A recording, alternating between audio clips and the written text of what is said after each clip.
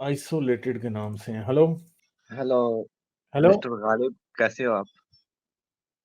हाँ जी, मैं ठीक हूँ। मिस्टर आप कैसे गालिब हैं जी? कैसे हैं आप? मैं ठीक हूँ और thank you very much giving chance. आपने बड़ा सोच समझ के मुझे चांस दिया। ऐसा भी क्यों? क्या बात है? काफी देर आपने सोचा और मैंने महसूस किया। अच्छा मिस्टर क्योंकि इधर गालिब, इतने ज्यादा लोग हैं, मैं देख रहा हूँ कि किसको लेना चाहिए किसको नहीं लेना चाहिए, और कौन कितनी देर से इंतजार कर रहा है। मेरे ख्याल में मिस्टर गालिब, आप जो है प्रोटोकॉल जो है एक डिसिप्लिन उसको फॉलो करना चाहिए जो नंबर वाइज हैं। अगर आप कंफर्टेबल हैं कि कौन से लोग जेन्युइन हैं क्वेश्चन कर सकते हैं तो उसी को फॉलो करना चाहिए। अगर मेरा नंबर है तो आप मुझे आपको चांस कैसे दें। लगा कि मैं किसी प्रोटोकॉल को नहीं फॉलो कर रहा? आप क्या मेरा स्टूडियो देख सकते हैं कि मैं किसको किस टाइम पे ले रहा हूँ? जितना मैं आपको जानता हूँ उस हिसाब से मैं श्योर हूँ कि आप प्रोटोकॉल को फॉलो करें। अच्छा, पता नहीं है, मुझे समझ नहीं आ रही कि आप ये मेरे खिलाफ बात कर रहे हैं, मेरे हक में कर रहे हैं। चलें, अच्छा क्या बात करेंगे आप? नहीं, मेरे जितना मैं आपको जानता हूँ वो आपके हक में है और मैं आपका फैन हूँ। आपको तकरीबन 2 साल से मैं सुन रहा हूँ और मैं बहुत आप उन लोगों में से हैं जिनसे मैं सीखता हूँ, समझता हूँ। तकरीबन मैं आपकी हर स्ट्रीम देख लेता हूँ और ये फर्स्ट अच्छा। टाइम नहीं है कि मैं आपसे बात कर रहा हूँ। मैं पहले भी आपसे कई बार बात कर चुका हूँ अच्छा, मुझे और याद नहीं है। अभी अच्छा, आप मतलब कुछ बात कर रहे थे शेयर व लाइक करने के लिए, तो मैंने आपकी तो आवाज नहीं आ रही मैंने हजरत। अभी मेरी आवाज ठीक है? हाँ जी, आ रही है। हाँ जी, क्या बात करेंगे आप? हाँ, मैं आपसे एक जरा डिफरेंट क्वेश्चन करना चाहूंगा। जी जी। जिंदगी के मकसद के लिए आप उसको इंग्लिश में अगर कहेंगे तो एक इंग्लिश में नहीं, अगर एक आसान लैंग्वेज में कहेंगे नाअहलियत की तरफ, तो मैं ये क्वेश्चन सिर्फ मौलिद लोगों के लिए वैलिड है कि जिंदगी का क्या मकसद है। नहीं, ये सवाल हम आपके कई लिए और बार मेरे इसके लिए जवाब ये दे चुके क्वेश्चन है क्योंकि आप ही मौलूद हैं। हैं। जिंदगी का मकसद वो है जो आप चाहते हैं कि तो जिंदगी का मकसद हो। सर मैं दोबारा फर्ज किया मैं हूँ इस टाइम, मेरा नाम है आइसोलेटेड। मुझे तो जिंदगी का कोई भी मकसद नजर नहीं आ रहा कि मैं यहाँ जिंदा हूँ तो क्यों हूँ, मेरी जिंदगी का क्या मकसद है और मुझे क्या करना चाहिए। मुझे तो किसी भी चीज का कोई मकसद नजर नहीं आ रहा। जब आप ऐसी आप सिचुएशन कहीं में फंसे हैं डिप्रेशन तो से तो आपको नहीं क्या गुजर करना रहे? चाहिए? अगर आप डिप्रेशन से गुजर रहे हैं तो कैसे आपको आप नहीं एक नजर मकसद आएगा। तलाश कर सकते हैं? अगर आप डिप्रेशन से गुजर रहे हैं तो फिर तो किसी को भी नजर नहीं आता जिंदगी का मकसद। जब इंसान डिप्रेस्ड है, एंजाइटी में है, हेलो, वो क्या किसी मेरी आवाज आ रही है? प्रॉब- मुझे आवाज आपकी आ रही है, मगर मैं आपको कह रहा हूं कि अगर इंसान डिप्रेस्ड है तो उसको कोई मतलब नहीं नजर आता जिंदगी का। वो डिप्रेस्ड होता है उस टाइम। तो आप कहीं डिप्रेस तो नहीं है, किसी प्रॉब्लम से तो नहीं गुजर रहे। हेलो। मैं डिप्रेशन में तो नहीं हूँ। डिप्रेशन के अलावा अक्सर मौलिद की जिंदगी में एक स्टेज आता है जिसमें वो आ, इस नतीजे पे पहुंचती है कि जिंदगी का कोई मकसद नहीं है। अगर वो तो मैं अब आप आप कह देखें, लें कि अगर मैं आप डिप्रेशन जिंदगी में अगर आप जिंदगी में किसी अच्छे पॉइंट पे नहीं है तो आपको लगेगा कि जिंदगी का कोई मकसद नहीं। जब आप किसी अच्छे पॉइंट पे होंगे, आप चीजें कर रहे हैं, जिंदगी में प्रोग्रेस हो रहा है, तो आपको नजर आएगा मकसद नहीं है। इंसान जब मजहब छोड़ता है तो कई बार उसको ऐसे लगता है कि अब जिंदगी खाली हो गई है, और इस फेज से आपको निकलना तो होता है बहरहाल अपने लिए। और अगर आपको लगता है कि अब जिंदगी में कुछ करने को नहीं है, बोरियत है और परेशानी है, तो डेफिनेटली आप अपनी जिंदगी अच्छे तरीके से नहीं गुजार रहे। ठीक है, आपको अपनी जिंदगी को इम्प्रूव करना पड़ेगा पहले। उसके बाद आपको जिंदगी का मकसद भी नजर आ जाएगा, आपको चीजें भी नजर आ जाएंगी। इंसान जब परेशान होता है, उसे लगता है कि जिंदगी में कुछ नहीं हो रहा, तो उसे यही लगता है कि जिंदगी का कोई मकसद नहीं है। मगर फिर वक्त के साथ साथ, क्योंकि हमारा मुल्क ऐसा है पाकिस्तान, कि जहां पे इंसान ने मजहब छोड़ दिया तो आसपास करने के लिए उसे कुछ भी नहीं मिलता। वही दोस्त पुराने जिनको आप समझते हैं किसी टाइम आपके दोस्त थे, वो अब आपके लिए पराये हो जाते हैं। आपको उनसे बात करने में मजा नहीं आता, आप उनसे इंगेज नहीं कर सकते। वही रिश्तेदार, वही माँ बाप बहन भाई, आप उनसे अकेला फील करने लगते हैं। तो जाहिर बात है कि आप चाहे माने या ना माने, आप एक ऐसी मेंटल स्टेट में होते हैं जो कि बहुत अच्छी नहीं होती। और मैं जानता हूं कि मुश्किल है लोगों के लिए इस तरह से सरवाइव करना। लोगों को लगता है कि कोई मकसद नहीं है जिंदगी का, क्योंकि पहले तो मस्जिद जाके 5 वक्त की नमाज पढ़ना बहुत बड़ा जिंदगी का मकसद दिखाई देता है ना, तो वो मकसद फिर रहता नहीं है। आपको ये लगता है कि पहले तो हर बंदा अपनी नेकियां काउंट कर रहा होता है ना, कि आज मैंने 5 नमाजें पढ़ ली, तो आज मैंने हज कर लिया, तो आज मैंने फलां को कुछ दे दिया, इतने रोजे रख लिए, ठीक है, तो ये मेरा सवाब तो इकट्ठा हो रहा है ना। कुछ और पाकिस्तान में तो इकट्ठा होता नहीं है, तो लोग सवाब ही गिन रहे होते हैं। जब वो मकसद आपकी जिंदगी से निकल जाता है तो फिर आप परेशान तो होते हैं, ठीक है। तो ये जो सर मैं मकसदियत का यहाँ फुकदान है, आपकी बात को थोड़ा सा कंटिन्यू करूंगा, क्योंकि यहाँ मैं थोड़ा सा कंटिन्यू करूंगा सर कि अगर मैं ये कहूँ कि मैं इससे पहले जब मैं मुस्लिम भी था तो मैं कोई नमाज का ज्यादा पाबंद नहीं था। नमाज वगैरह कभी कभी मैं पढ़ लेता, जब आप इस मुस्लिम तरह थे तो आपको फ्राइडे जिंदगी को का पढ़ मकसद लेता क्या था। लगता था? उस टाइम में गॉड पे डिपेंड था, मतलब अल्लाह पे डिपेंड था नहीं, तो कि मकसद वही लगता क्या मालिक था है। जिंदगी का, कि मेरी जिंदगी का ये मकसद है?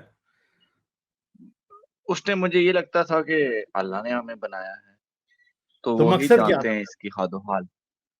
मकसद यही था कि उसने हमें बनाया है और आजमाइश के लिए यहाँ भेजा है कि आप यहाँ सरवाइव करें। आप जो भी एक्ट करेंगे उसका मरने के बाद आपको मतलब हम डिसीजन देंगे कि आपने जिंदगी में क्या क्या किया। तो आप जब अच्छा, तो किसी वो पे मकसद डिपेंड हो आपको जाते हैं तो कैसा लगता था वैसे? इसमें ये बहुत जबरदस्त क्वेश्चन आपने पूछा। अगर मैं अब वापसी करना चाहूँ कि मोलित होने के बाद मैं किसी नतीजे में पहुंच नहीं रहा, मैं वही तो पुराना कर ले जो वापसी, कर ले वापसी भाई। अगर आपको नहीं समझ आती तो आप कर ले वापसी, क्या मसला है? मांझे मुसलमान।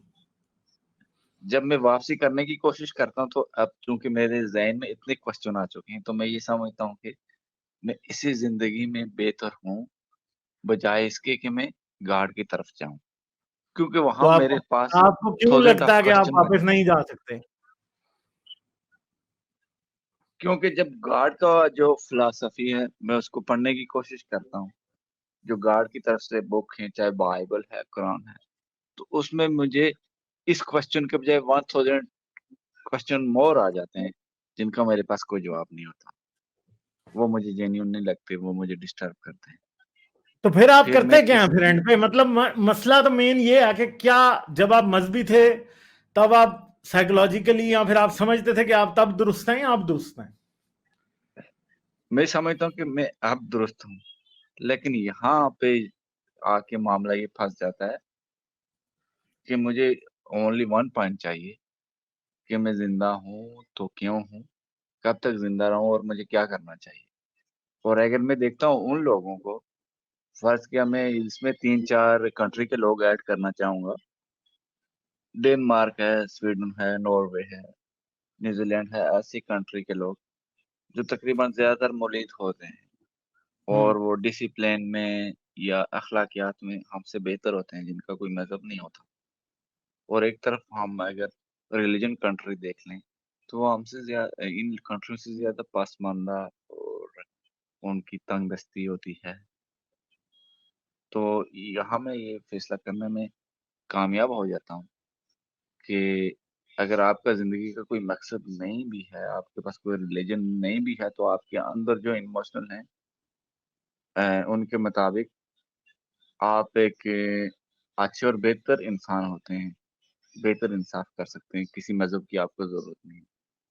लेकिन आप फिर जब डीप में चले जाते हैं कि ठीक है, आपको किसी रिलीजन की जरूरत नहीं है, आप मौलिद हैं, आप जितने भी रिसर्च कर लें, जितने भी बड़े साइंसदान बन जाएं, उससे कोई फर्क नहीं पड़ता। एक दिन तो ये यूनिवर्स और ये सब चीज तो खत्म हो जानी है। आपके पास जितनी भी इंफॉर्मेशन और जितनी भी अखलाकियात हैं वो भी कोई मायने नहीं रखती, और आपके पास नहीं है तो वो भी कोई मायने नहीं रखती। तो यहाँ क्या करना चाहिए? यहाँ आपको एक देखिए, मैं ये समझता हूँ अम, कि असल में आप परेशान इसलिए हैं कि आपको बहुत से सवालों के जवाब नहीं मिल रहे। और सवालों के जवाब आपको तब मिलते हैं जब आप चीज़ों के जवाब ढूंढना शुरू करते हैं। और ये भी आप बात याद रखें कि कई बार इंसान जो है ना जिंदगी में एक बड़ी मुश्किल कंडीशन में होता है, और वो मजहब पर यकीन रखता होता है, तो उसने वो सब कुछ जो है ना वो मजहब के ऊपर और खुदा पे छोड़ा होता है। मगर जब इंसान मजहब छोड़ता है ना, तो तब उसको ये नजर आता है कि यार यहाँ पे तो बहुत सारे ऐसे प्रॉब्लम हैं जो कि मुझे सॉल्व खुद करने हैं। असल में जब वो मजहबी होता भी है, वो प्रॉब्लम उसने वो सॉल्व नहीं करता, उसने करने भी नहीं होते। मगर वो ये समझता है कि नहीं, मैं मुश्किल में आऊंगा तो खुदा मुझे बचा लेगा। मगर जब आप मजहब छोड़ते हैं, तो तब आपको ये पता लगता है कि यार ये सारे प्रॉब्लम्स मेरी जिंदगी में एग्जिस्ट करते हैं और ये मैंने खुद सॉल्व करने हैं। तब आपको ज्यादा मायूसी और ज्यादा परेशानी महसूस होती है, क्योंकि आपको पता होता है कि आपको कुछ करना है जो आप नहीं कर पा रहे। तो ये सिचुएशन जो है आपको एक बड़ी ही नेगेटिव गली में लेके जाती है कई बार। मगर प्रॉब्लम यह है कि उस नेगेटिव गली में जाके भी दिमाग इस बात के लिए तैयार हो रहा होता है कि उसने कुछ करना है। तो ये बात याद रखेंगे, अभी भी जो कुछ भी करना है वो आपने करना है। मकसद तलाश करना है तो आपने करना है। आपकी जिंदगी का कुछ भी ठीक है मकसद सर, हो सकता मैंने है। आप ये नहीं बहुत ठहरे, सारे सुने ये मेरी बात, पहले सुन लें, मेरी बात सुन लें, अभी बात मुकम्मल नहीं हुई। सबसे इंपॉर्टेंट बात यह है कि आप अपनी जिंदगी में देखें कि आप क्या करना चाहते हैं, आप क्या बनना चाहते हैं। मुझे नहीं पता आपकी एज क्या है, आप शादीशुदा हैं या नहीं है, मगर एक चीज पक्की है कि आपने कुछ करना तो है ना जिंदगी में आगे। आप ये देखेंगे आपका दिल क्या करने को करता है, आप क्या करना चाहते हैं। अपना कोई शौक होगा जो आपने मजहबी सोच की वजह से कभी पूरा नहीं किया या वैसे नहीं कभी पूरा किया। सोचें, उसको शौक को पूरा कर लें, कोई एजुकेशन आगे शुरू कर लें, कोई किसी से दिल लगा लें, शादी कर लें। कोई कोई आप अगर कोई फार्मर हैं तो कोई देख लें, कोई नई लैंड डेवलप कर लें, कुछ देख लें जो आप करना चाहते हैं। इंपॉर्टेंट बात यह है कि अगर आप हाथ पे हाथ रख के बैठे रहेंगे तो जिंदगी का मकसद कभी नहीं नजर आएगा। अगर आप रोज पूरा दिन घर बैठे रहते हैं तो रनिंग शुरू कर लें, स्विमिंग शुरू कर लें, जिम जाना शुरू कर लें। आपकी बॉडी में जब पॉजिटिव हार्मोन्स निकलेंगे, आपकी एनर्जी जो अंदर ब्लॉक है वो जब रिलीज होगी, तो आपकी मेंटल स्टेट भी इंप्रूव करेगी। और मेंटल स्टेट जब इंप्रूव करेगी तो बहुत सी वो सिचुएशंस जो आज आपको नजर नहीं आ रही, वो आपको तब नजर आने लग जाएंगी। कई बार इंसान ये समझता है कि मेरा दिमाग मेरी फिजिकल सिचुएशन को बेहतर करेगा, मगर प्रॉब्लम ये होता है कई बार ब्रेन को खुद इंप्रूवमेंट की जरूरत होती है। और वो इंप्रूवमेंट क्या होती है, आपकी फिजिकल फिटनेस इंप्रूव होनी चाहिए, आपका और सिस्टम इंप्रूव होना चाहिए, आसपास आपकी इन्वायरमेंट। हो सकता है आप एक, कई बार ऐसा होता है, मैं कई मुल्हिदों को ये देखा है कि जब वो इस्लाम छोड़ते हैं या कोई भी रिलीजन छोड़ते हैं, कई कई दिनों के लिए वो कमरे में बंद हो जाते हैं, घर से बाहर नहीं जा रहे, कमरा साफ नहीं कर रहे, घर घर साफ नहीं कर रहे, बुरे तरीके से बैठे हुए हैं। अगर वो अपने आसपास की इन्वायरमेंट को थोड़ा सा इंप्रूव करें, तो खुद ही उनके दिमाग में भी अच्छे ख्याल आएंगे और वो कुछ बेहतर कर सकेंगे। ये याद रखेंगे, आपके प्रॉब्लम का सोल्यूशन मेरे पास नहीं है, मैं सिर्फ आपको एक रोड मैप बता सकता हूँ, सोल्यूशन करना आपने है आखिर में। ठीक है, ये बात है। मैं आपकी बात से मुत्तफिक हूँ, लेकिन सर अगर टाइम है तो थोड़ा सा और डीप जाते हैं हम। मैं बिल्कुल फारिग नहीं हूँ, मैं ड्यूटी करता हूँ और बहुत कम छुट्टी भी करता हूँ और अक्सर बिजी रहता हूँ। फर्ज किया आपने एक जिम की एडवाइस दी, अगर मैं इसको दूसरे तरीके से सोचना शुरू कर दूं तो मैं अगर जिम जाता हूँ वहाँ $100 अगर मैं पे करता हूँ तो मैं इस हिसाब से सोचना शुरू कर दूंगा, क्योंकि ये $100 ही हम पे करने के बजाय मैं किसी ऐसे खानदान की या ऐसे लोगों की हेल्प कर दूं जो जिनको इसकी जरूरत है, तो वो इससे बेहतर है। मैं ऐसे नहीं, वो सोचना जिम शुरू से कर बेहतर दूंगा। नहीं है। क्यों? क्योंकि ये बात याद रखें कि आपने अपनी जात पे जो पैसे लगाने हैं ना, वो कभी जाया नहीं होते। आप अपनी फिजिकल फिटनेस पे जो यानी पैसे मैं लगाएंगे ना, वो आपको, जो वो पैसे आपको वापस कमा के आप नहीं देने हैं, ये भी याद रखिएगा। जब आप फिजिकली बेहतर होंगे ना, तो आप जितने आज आप हैं उससे, तो आप खुद पे इन्वेस्ट कर रहे हैं। वो आपको, आज आपका एक्सरसाइज करना, एक पॉजिटिव माइंडसेट में रहना, आपकी जिंदगी में 5 साल 10 साल ऐड भी करेगा, ये भी याद रखिए। यानी आपके कहने का मतलब ये है कि मुझे फर्स्ट प्रायोरिटी अपनी हेल्थ को देनी चाहिए। हेल्थ को दुनिया में सबसे पहली प्रायोरिटी इंसान को अपनी हेल्थ को ही देनी चाहिए। तो अगर क्योंकि मैं आप अपनी फर्स्ट सेहतमंद प्रायोरिटी हैं तो आप अपने आसपास के लोगों का ख्याल रख सकते हैं। आप अगर सेहतमंद हैं तो आप डिफिकल्ट सिचुएशन से, आप अगर फिजिकली फिट नहीं है, आपके ऊपर मेंटल स्ट्रेस आए तो इंसान को हार्ट अटैक आ जाता है, मेंटल ब्रेकडाउन हो जाता है इंसान का। अगर आप फिजिकली फिट हैं और आपको, आपके ऊपर एक आपके ऊपर एक स्ट्रेस आने लग गया, आप जिंदगी में मुश्किल दौर से गुजर रहे हैं, तो आपका दिल, आपका दिमाग उसको बर्दाश्त करने के काबिल होगा। ये बात याद तो रखें। यहाँ तो मैं ऐसे सोचता हूँ मिस्टर गालिब के अगर मुझे कल या आज या अभी हार्ट अटैक आ जाए तो उससे कोई तो फर्क नहीं पड़ता, क्योंकि दुनिया में तो हर रोज लाखों लोगों को हार्ट अटैक आता है। तो मैं भी उनमें से एक हो जाऊंगा और उसके बाद कहानी फिनिश हो जाएगी।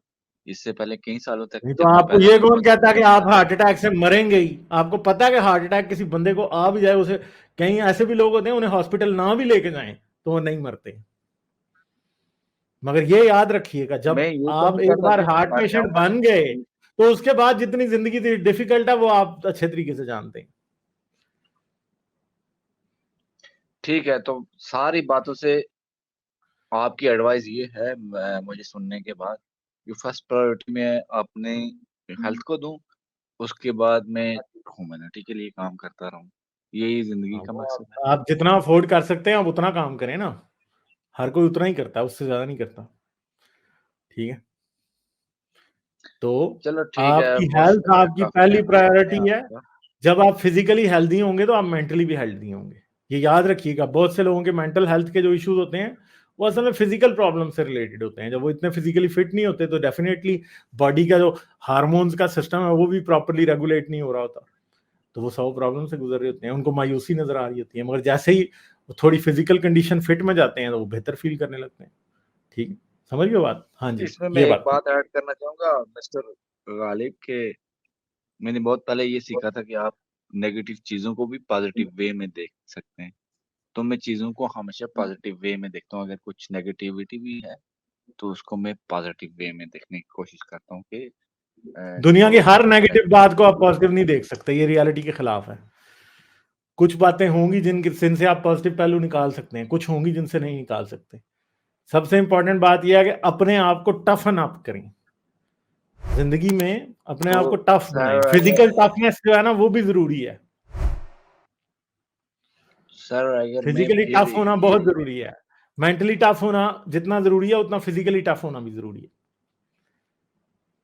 तो सर अगर मैं ये आपकी इस उसूल को अपना लूं कि मैं हर चीज को पॉजिटिव वे में नहीं देख सकता, तो फिर मैं तो उसी मोड़ पे पहुंच जाऊंगा कि जिंदगी का कोई मकसद ही नहीं है। मैं वहां क्वेश्चन करना तो शुरू कर जिंदगी का दूंगा। मकसद तो मैंने फिर आपको एक कहा है बार कि वो आपने ढूंढना है, वो मैंने आपको ढूंढ के नहीं देना। ये याद रखेंगे, ये मेरा, मैं कोई किसी दूसरे शख्स की जिम्मेदारी नहीं है कि वो मेरी जिंदगी का मकसद मुझे बताए। क्योंकि अगर वो बताएगा ना वो उसका मकसद होगा, वो मेरा नहीं होगा। मेरा मकसद मुझे ढूंढना है, ये बात याद रखें।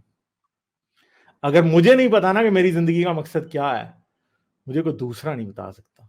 इसका मतलब है कि मैंने अपनी जिंदगी के अंदर होने वाले इवेंट्स के ऊपर प्रॉपरली रिफ्लेक्ट ही नहीं किया, आज तक बैठ के सही तरीके से सोचा नहीं है, जो मुझे समझ नहीं आया।